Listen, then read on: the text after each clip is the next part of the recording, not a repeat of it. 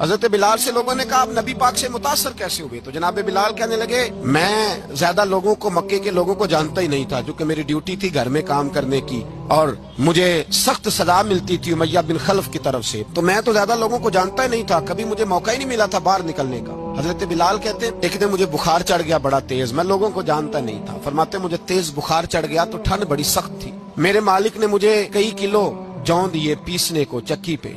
कहते मैं बीमार था तो मैंने कुछ दवाई ली जो उस वक्त मौजूद होती थी, तो मैंने एक लिहाफ लिया, दूध पिया तो मुझे नींद आ गई। जब मैं सोया तो मेरा मालिक आ गया, उसने आकर के मुझे सोए हुए देखा तो खींच कर कंबल उतारा, कहने लगा अब तेरी सजा ये है कि तू खुले मैदान में बैठेगा, वहाँ चक्की पीसेगा, और दूसरी सजा ये है कि तुझे कमीज पहनने की भी इजाजत नहीं। हजरत बिलाल कहते हैं तेज बुखार, ठंड का आलम, और जब मैं चक्की पीस रहा था तो रो रहा था। सैयदना बिलाल हबशी रदी अल्लाह ताला अन्हु फरमाते हैं मेरे दरवाजे के करीब से रसूल पाक गुजरे और मुझे हाय हाय करते देखा तो दस्तक दी। मैंने कहा कौन है? दरवाजा खुले आ जाओ। महबूब अंदर आए तो पूछने लगे क्यों रो रहे हो? मैंने कहा जाओ अपना काम करो, यहाँ दुख सारे पूछते हैं मदावा कोई नहीं करता।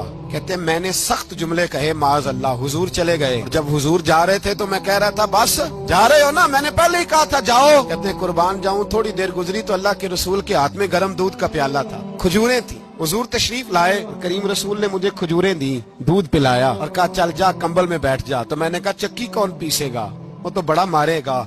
मुस्तफा करीम ने फरमाया तू बैठ रजाई में और आज तेरे हिस्से की चक्की मैं पीसूंगा। कहते हैं सारी रात हुजूर चक्की पीसते रहे। सवेरे मैं उठा और मेरे हबीबे पाक ने मुझे वो सारा कुछ दिया और खुद चले गए। अगली रात फिर आई तो हुजूर फिर आ गए, मुझे फिर रजाई में लिटाया, दूध पिलाया और सारी रात चक्की पीसी। कहते हैं बस तीसरे दिन हुजूर चक्की पीस के जाने लगे तो मैंने कदम थाम लिए। मैंने कहा बीबा दुनिया सारी झूठ बोलती है, जो गुलामों के हिस्से का काम करे वो अल्लाह का सच्चा रसूल हुआ करता है।